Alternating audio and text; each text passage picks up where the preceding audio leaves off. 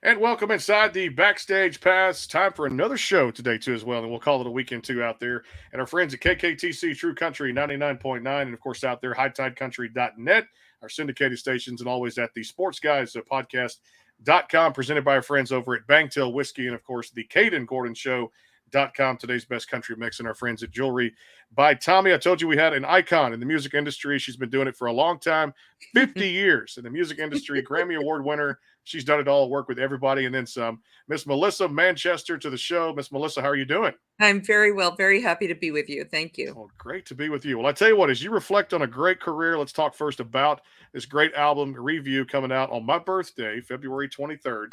Looking forward to that. And the Lord, let me another turn around the sun. This is awesome. Whenever I call you friend, I mean, it's awesome. Kenny Loggins and so many great people confide in me. Just a few songs that people can hear if they pre-order now, and it comes out again February 23rd. Talk about this project, the making of it, and work with some great people.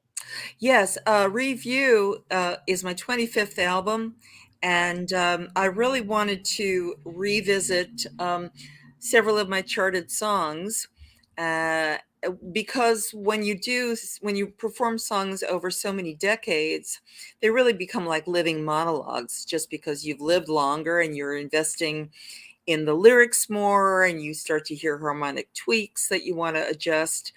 And so I did that. And I also started to the unexpected thing that happened over and over again is that some of the songs really grew into this moment.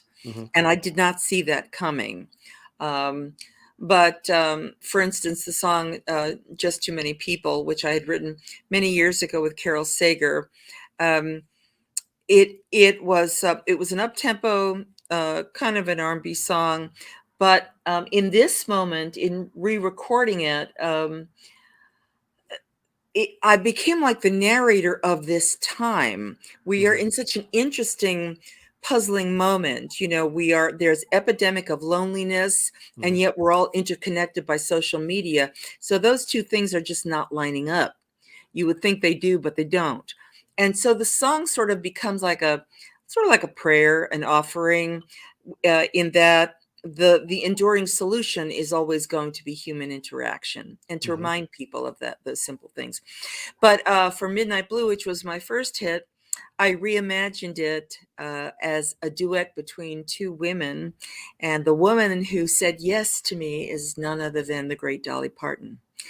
So to record Midnight Blue, which conventionally was seen as a song, you know, between a man and a woman, and who are hitting a snag and they're trying to work through it, but to rethink the song and set it between two old friends who are there for each other, it was so amazing to sing with her.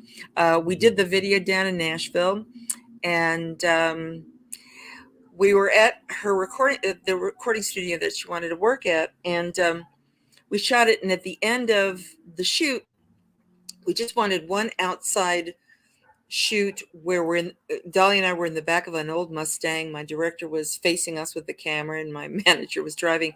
And we drove out the parking lot. We made a right and a right and a right. And there happened to be a tour bus coming down the street. And when they saw Dolly, people leaned over and started screaming. People were pulling over and yelling her name. She is so beloved, and rightfully so. I mean, she's just magnificent. And what a singer. Oh, my goodness. Beautiful. So that, and then Whenever I Call You Friend, which I wrote with Kenny Loggins, and I had never recorded it with him, and he heard my arrangement, and he loved it, and he was so great. And we did this great video, and Dave Koz is playing sax solo on it. So there's just lots of yummy stuff. It is. Dave Koz, one of the best saxophone players out there, too, in the history of it. I remember, talking about this, too. If I remember correctly, you took a songwriting class, of course, from New York, and I believe, was it taught by Paul Simon? Paul Simon, yes. It was, too. That's awesome. Yes, it was incredible. In those days, I think I was 17. I had gone to New York University for 1 year, and I made a couple of songwriting friends. And in those days, there was no social media. There were no phones, cell phones, or nothing. So there was just a torn piece of paper on a bulletin board that said songwriting taught by Paul Simon. And my friends called me and told me about it. And we all thought, Paul Simon of Simon and Garfunkel, what would he be doing on East 7th Street? Bridge over Troubled Waters is #1 all over the world. And indeed it was him, and he felt like teaching, and he taught for 6 months, and it was such an amazing class. He auditioned all of the 10 students. And the assignment was very simple, come up with an idea or a verse or a song each week, including he. He was working on songs, and he talked about songwriting and stuff like that. He actually talked about writing Bridge Over Troubled Waters. He says, the bridge Sail on Silver Girl? And we all said, yeah. He said, Sail on Silver Girl had nothing to do with the song. He said he had a girlfriend who was going prematurely gray, and I just liked the sound of it. So I said, okay, that's how you write. But yes, a lot of what I teach when I teach master classes, I pay forward what he taught me. I love the fact too, the story, and I'll always love this because you were part of that Manhattan club scene, no doubt, Yes. and getting discovered by two of the greatest. You talk about Paul Simon, Bette Midler and Barry Manilow. I kind of build off that. Yeah, well, Barry and I sort of discovered each other. We were all jingle singers, and so we were, we sang together a lot for different products.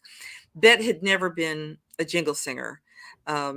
And she'd never been part of a girl group. And, but in those days, well before social media, you would just, particularly in New York, you would just hear about somebody getting a meeting with a publisher or somebody getting signed to a record company. And it was encouraging because we were young and we were struggling and we were playing in clubs and, and so when we saw Bette Midler on the Johnny Carson show, as I did, and, she just tore the place up, Barry agreed to bring her to a club I was working at across the street from the club that they worked at a club called the Continental Bathhouse, and I worked at a club down the street called the Focus. So they came to see me on their off night, and after my set, I went over to meet her, and I was so excited and so happy for her. And I said, what are you doing next? And she said, well, I'm getting ready for my first Carnegie Hall concert. I said, yeah. I said, are you going to have any background singers? And she said, I don't know. Do you want to sing in back of me? And I thought to myself, well, actually, I'd like to sing instead of you. But in the meantime, and so Barry and I created the Harlettes, and I was the toots in the middle. And I worked for 6 months with her, and we're all still friends. I love it too. One of those top 10s I still love and listen to today, Don't Cry Out Loud. And I think that's just one of my favorite songs. What a great, great song to get in the hands of yourself. And you really brought that to life. You really did. Thank you very much. Yeah, it's a remarkably constructed song. Peter Allen, the late Peter Allen, gone way too soon, and my dear friend Carol Sager wrote that song. And when I first heard it, when I first heard Peter sing it, it was a very quiet song. And I thought, wow, this is the world's greatest lullaby. And I don't recall in those days if I was consulted on the arrangement or I was on the road and missed that meeting, whatever. And I walked into the studio and suddenly there were 50 musicians playing that gorgeous arrangement by my friend, the late Barry Fosman. And I thought, well, this is not exactly what I had in mind, but, I'll get cozy. And so it was... and it was particularly interesting because Carol Sager and I were writing partners in those days, and we were all writing songs about affirmation and empowerment and finding your voice. And suddenly I'm singing this great big anthem where the first word is don't. And I thought, what world did I just stumble into? But the song has had great meaning for so many people, and it's been a real blessing for me. You've done so much in your career. I want to ask you, going through the period of the time where I know COVID affected everybody too, and it made people do things, maybe they're out of their comfort zone a little bit. How did you cope with that as an artist? How did that change you in any way? Or what did you find yourself doing more during that time of when nobody could do anything else? Yes. Well, I had recorded a lot of review down at Citrus College, and then the campus shut down. We couldn't do anything.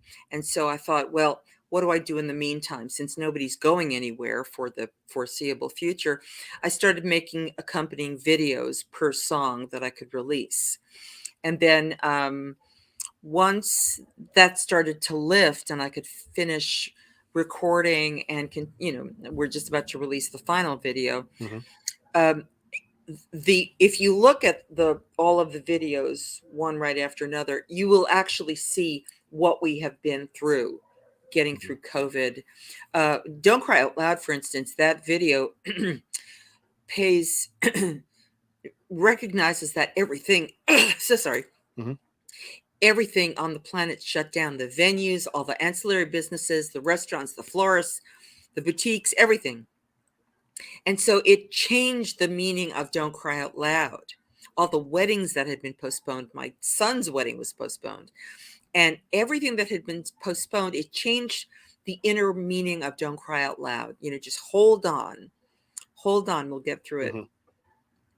And so I wanted to reflect those times. I mean, I still talk about what we've gone through on stage just a little bit, because I want us all to be in the space. This is one more thing to never forget, that we got through COVID and the pandemic. I mean, though it's sort of like the flu now, it was a game changer. I mean, it was just kicked our butts.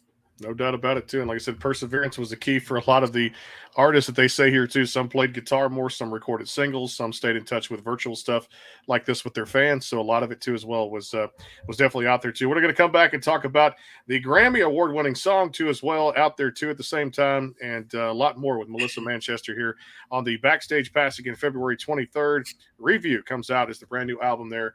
And I'm looking forward to hearing the rest of the songs. I love it already for some of those great hits out there, too. But, Melissa, we can't miss Valentine's Day for the guys out there. They've got to be pretty much on the ball, or you sleep in the doghouse, too. It's coming up. If you're looking for that perfect gift for the spouse, friend, or family member, Jewelry by Tommy's got you covered. You can email burleysystem@yahoo.com today to order more with the icon Melissa Manchester here on the Backstage Pass. Stay tuned. A word from our sponsors coming up here, Bangtail Whiskey. We're going to drink whiskey in Nashville. We'll be there February 28th to March 1st. And I think we need some right now. My allergies have been killing me. So we need to get me too. Some of that whiskey to clear the throat here. Word from my sponsors. More with Melissa Manchester. Stay tuned. The Caden Gordon Show. Today's best country mix is a 2-hour show playing independent and mainstream country music you know and love. Be sure to check it out at thecadengordonshow.com for more information on the show. The Bangtail pour is comprised of a sweet corn mash base. The front has a subtle sweetness and not too sharp. It has notes of a medium char or white oak for a smoky flavor in the middle, and the tail has a super smooth and warm finish. Go behind the scenes with some of the biggest artists in music today with the Backstage Pass, powered by the SportsGuysPodcast.com. Join Brandon Morrill and his co-host Kirsty Krause as they talk to rising stars and legends about their music careers. Listen to their latest tracks and learn fun facts about the men and women behind the music you love. And be sure to tune into the Backstage Pass Monday through Friday from 3:30 to 6:30, powered by the SportsGuysPodcast.com. And welcome into the Backstage Pass. And back here, Melissa Manchester on the show. The new album Review comes out February 23rd, and that's another turn around the sun for me, too, as well. The birthday, so what a brand new album to celebrate that with a legend here in the business. Hey, talk about that Grammy Award, just winning that. I mean, honestly, everybody, we just passed another version of that last weekend. I mean, for you, that's... And wasn't it a good show? It was. It was a great show. It was such a good show, wasn't it? I mean, I saw the female power now in country music with what Lainey Wilson is doing and all these other great artists, too, as well, that it's just been amazing. When you look back on that Grammy, too, for you, congratulations and all the great contributions. But best female vocal performance, it still stands out, I'm sure, even today.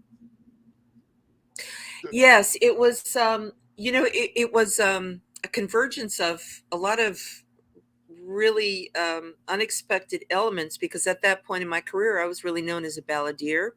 Mm-hmm. But because disco was making its presence felt, Clive Davis, who was the head of Arista Records at the time, wanted to see if I could sort of change lanes and be a part of that scene. So my two wonderfully talented colleagues, Tom Snow and Dean Pitchford, presented You Should Hear She Talks About You, which is really a great song. Mm-hmm. And it was produced by the genius Arif Mardin, who had produced so many great records. And it was a hit. Mm-hmm. And I got a Grammy for it, which explodes your fan base and mm-hmm. the venues that you're playing. But I was so limited in my thinking in those mm-hmm. days. Here I received the Grammy for this unexpected song for me. And I thought to myself, how am I going to grow old singing this style song? And so for a while, honest to God, I put it aside. Mhm. I didn't perform it. I did a different arrangement of it. And then, because the ego is a funny little elf. It is, yes. And at some point I said to myself, girl, this is a gift. What are you resisting here? Bring it out, share it with the people, say thank you, and move along. Mhm. And so now I have a video. I have a video for all the songs in my show, and so it Mhm. creates a nice texture. And for you should hear, the video is so funny and so charming that the audience is hysterical, and I can barely sing because I'm laughing so hard. We have a grand time. Yeah. I love it. Yeah. Talk about how busy this is. Cool. 2024, brand new year. Artists are staying busy out there with live shows. Obviously, you guys are going to be riding just the wave of this new record that I'm excited about for review coming out on February 23rd, 2024. More live shows. And of course, I mean, this project, the great songs on there too. What's kind of in store for Melissa for 2024? Well, I will tell you, not only for 2024, but 2025. Mhm. I auditioned for the part of Mrs. Bryce in the musical Funny Girl, Ooh. which had a hugely successful revival on Broadway. And I am now part of the very first national tour, which started last September. And it is so beautiful. It just played in Nashville, actually. I was injured, so I couldn't be there, but I'm fine now, and I'm going back to the tour.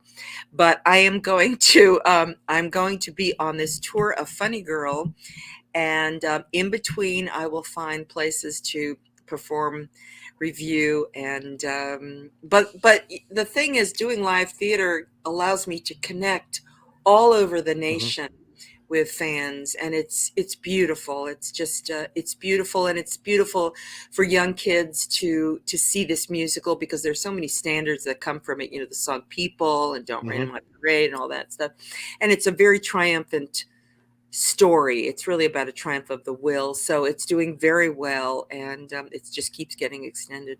So yeah. Congratulations on that too. Well deserved. You mentioned Dolly there at the start too, and everybody, just the iconic figure, but also too, I mean, you work with so many people and collaboration, how that's becoming more of a key factor in the music industry, to collaborate with another artist, even if it is different genres of music. And you've done that. I mean, Kenny Loggins, and you look back at Stevie Nicks, who I know you had a duet hit there, co-wrote "Whenever I Call You Friend." Talk about how important it is for the business, and then what it was like to work with those type of legends too in the industry.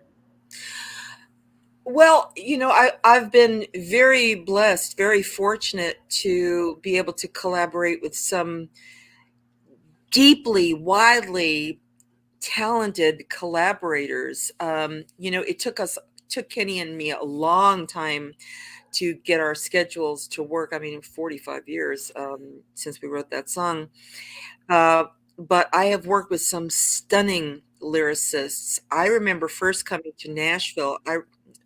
A while ago, I recorded my one and only Christmas album, and did a lot of the first person I wrote with in Nashville was Beth Nelson Chapman. How about that?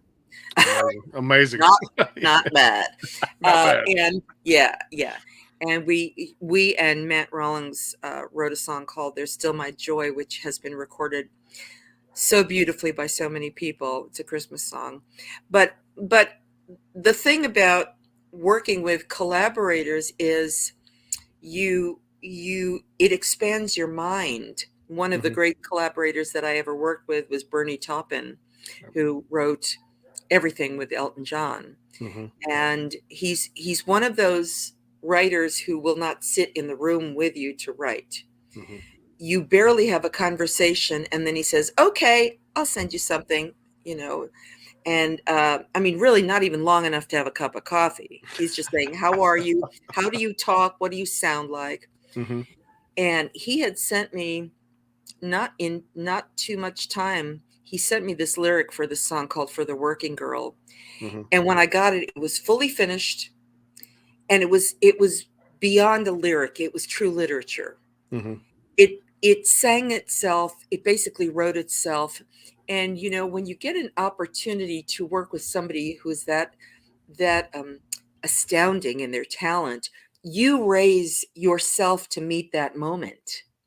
It's like when I recorded with Dolly, I sent her the track to Midnight Blue. I sent her my what I thought was my finished vocal. I had all the background parts. I sent it to her.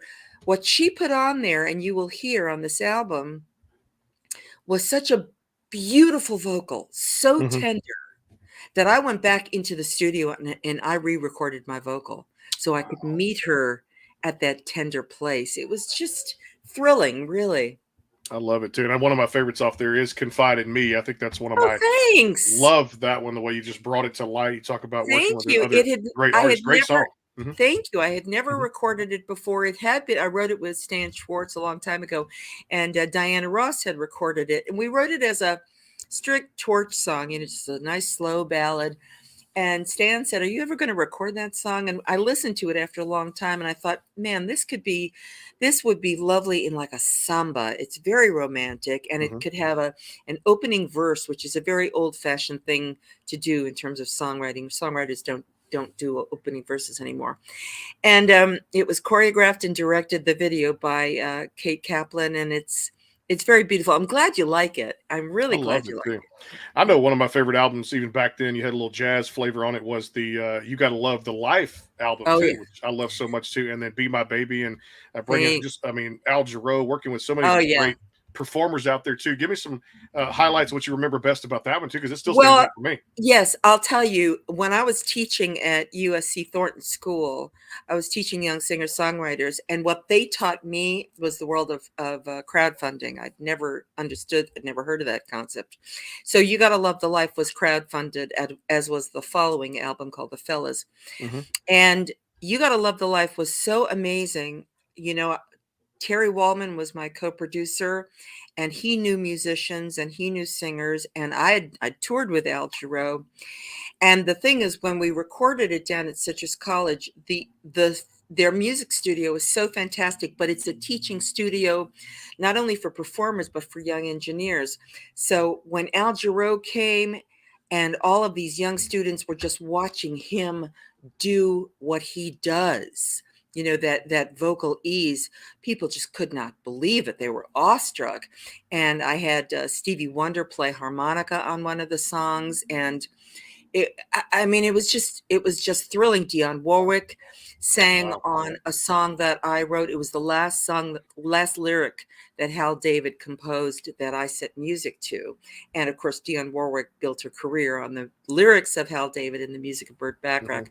So that was thrilling. And I got a chance to bring on Joe Sample to play piano on that cut. The song was called On the Other End of the Phone. And, these are all people that I'd either known for forever. I mean, I used to write fan mail to Dionne Warwick when I was a young teenager, and she'd Hmm. write me back. And, I've been trying to get together with Joe Sample because he was such a genius jazz player. And the thing is, as an artist, you live in chapters. Hmm.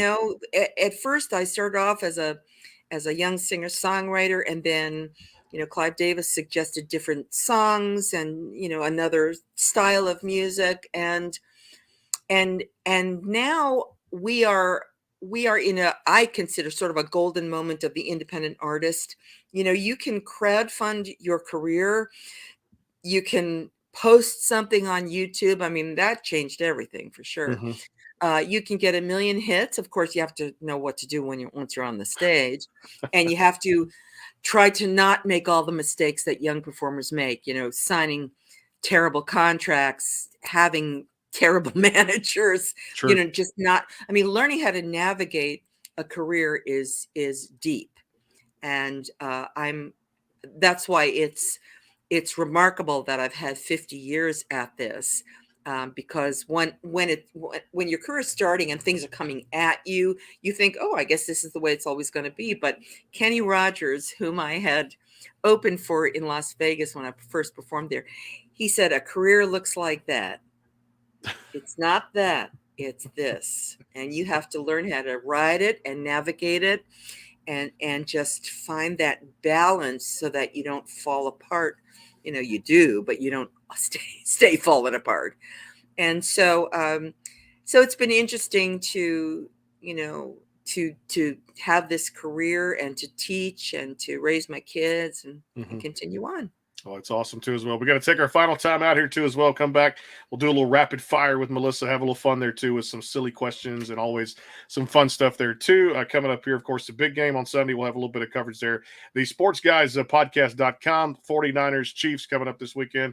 Can't say the first two words, but the big game is good enough. Number 58 out there too for that too. Looking forward to Reba performing the halftime show and of course Usher doing some stuff there at halftime. We'll take a final time out. Come back with rapid fire. It's Melissa Manchester, the Backstage Pass. But of course, guys, Valentine's Day next week. Don't mess it up. Get the ladies some jewelry. The spouse, friend, family member jewelry by Tommy's got you covered. You can email Burley System at yahoo.com, BUEHRLE System at yahoo.com today to order. Of course, a word from our other sponsors. Stay tuned. Coming back here, Melissa Manchester on the Backstage Pass, KKTC True Country 99.9, and our friends at HighTideCountry.net, and always powered by the Sports Guys podcast.com. Stay tuned for more. The Kane and Gordon Show is a 2-hour show playing the best in country music. So check it out at theCadeandGordonShow.com. Again, that is theCadeandGordonShow.com. The Bangtail Pour is comprised of a sweet corn mash base. The front has a subtle sweetness and not too sharp. It has notes of a medium char or white oak for a smoky flavor in the middle, and the tail has a super smooth and warm finish. Go behind the scenes with some of the biggest artists in music today with the Backstage Pass, powered by the SportsGuysPodcast.com. Join Brandon Morrill and his co-host Kirsty Krause as they talk to rising stars and legends about their music careers. Listen to their latest tracks and learn fun facts about the men and women behind the music you love. And be sure to tune into the Backstage Pass Monday through Friday from 3:30 to 6:30, powered by the SportsGuysPodcast.com. And welcome into the Backstage Pass. And back here, Melissa Manchester on the show, KKTC True Country 99.9, and of course, HighTideCountry.net. Thank you guys for last year in 12 months, over 250,000 listeners on the streaming side there. Thank you so much out there, and to my publicist, Sherry Cranford out there with Splash PR. And of course, we'll be in Nashville here in a couple of weeks, February 28th to March 1st, broadcasting live at the Omni Hotel. And then, of course, 2 remotes at the Doghouse, the 28th and 29th.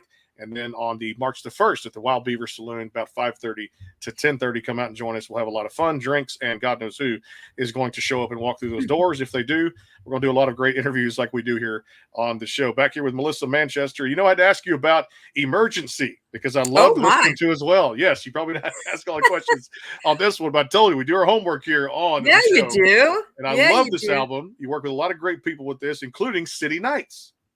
Yes, indeed. Yeah, that was great fun.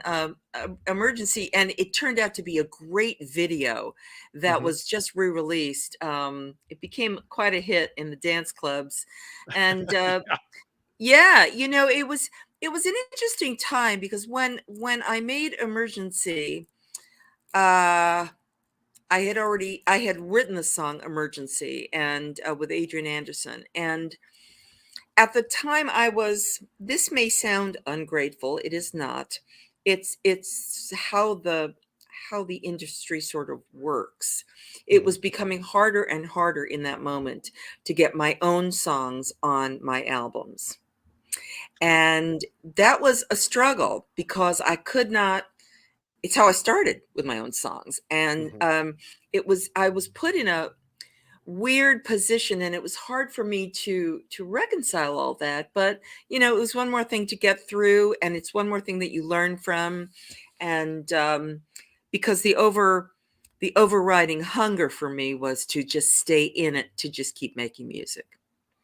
Beautiful album. Love it. Includes City Nights out there across all these streaming platforms there. I'll just have a little fun too with this rapid fire, just a series of funny questions. You never know where it's going to go here too. Do you remember, this may take some thought, it may not, the first song you ever sang when you got behind a microphone? I guess it could be a jingle, what have you. What was the title or the first song, could be a cover, that you sang when you first stepped behind a microphone at any age level? Whoa. The first commercial I ever sang was for Coppertone suntan lotion. I was 15. Yeah. I love that. So yeah, I know. I also had to bring this up too. Maybe you could ask about this, maybe you don't. I loved you in Blossom.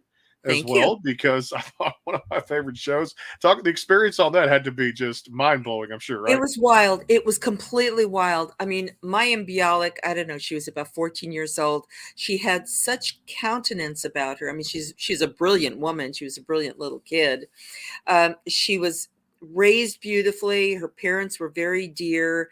The company of other players was great. Ted Waz was great. I had the opportunity to be directed by the late Bill Bixby shortly before he passed, but he was a great presence. It was wonderful. It was just a wonderful experience. Yeah. Well, give me a favorite food Melissa Manchester likes to cook or even take out. Either way. Well, I love to cook roast chicken. I love to Ooh, make ratatouille, which is, that eggplant mm, stew. I do ooh, love to make that. And to go out, I love sushi. I love Italian. I see, do love French, but I do love sushi and Italian. Italian is one of my favorites. I tell you, Of love that stuff. course. Could eat Of pizza course. every day. Now, when it comes to pizza, I had to pop the pizza question here. What toppings go on a Manchester pizza? Um, well, I do love a margarita pizza, which is plain Okay. tomato and cheese, but I do Mhm. love mushrooms on my pizzas. Yeah, I I think love a that. mushroom pizza. Yeah. I love that too, which is good there. All right, let's say Melissa Manchester won the lottery tomorrow. What's the first thing she'd do with all that money? Oh my gosh. Well, I'm thinking it's a really big, like a Powerball. Yes, one of those. Yeah. Yeah, one of Or those. Mega Millions. Yeah. Well, I think I would start off to buy homes for my children, put Mhm. away money for my granddaughter, and then I would start giving a lot of it away because the needs of people are so basic and so and it's such a struggle to get them attended to. Mhm. But that's what I would do. I would give a lot of it away. You've graced a lot of stages in your illustrious career. Is there one stage that maybe you haven't played yet that you're like, you know what, this might be on the. Oh, yes, I'd love to play the Albert Hall in London. I've never done that. I have played Carnegie Hall and I have played Radio City Hall, and I Mhm. wouldn't mind going back to either one of them. But yeah, the Albert Hall would be really, really special. I love that one too as well. I always tell people dream big and you'll have a career, or hope to, 50 years, making good decisions, navigating it right, good management. She's done it all. The new album Review comes out February 23rd, my birthday there. And for all of us here at the Backstage Pass, we'll play some of that too. KKTC True Country and our friends at HighTideCountry.net. Love this record. Cannot wait to hear the rest of the songs and the great musicians and singer-songwriters that Melissa has worked with on this fantastic project. Hey, I want to say Happy New Year. Best of luck for the rest of this year. Thanks for being on with me as we put all this together. You're a legend and icon in the industry. Thank you so much for the contributions, and I look forward to doing this again at some point. Be fun. Please. Yes, this has been great, and happy early birthday to you. Thank you so much. February 23rd will be one of the first albums I listen to that morning, or midnight, the night of the 22nd, whatever way floats your boat to as well. We'll see you guys next week. And of course, a big country star coming up on March the 5th. We'll be at CRS coming up, Country Radio Seminar. More on that in the coming weeks. We'll reveal who that is coming up on Monday morning with Shelly on KKTC and our call-ins. And of course, out there, thanks to our sponsors and everybody that makes the show possible. We'll see you next week from all of us here at the Backstage Pass. Stay tuned for a lot more. Good night. Enjoy the big game. And we'll see you Monday about 4 o'clock. Another great episode. Take care.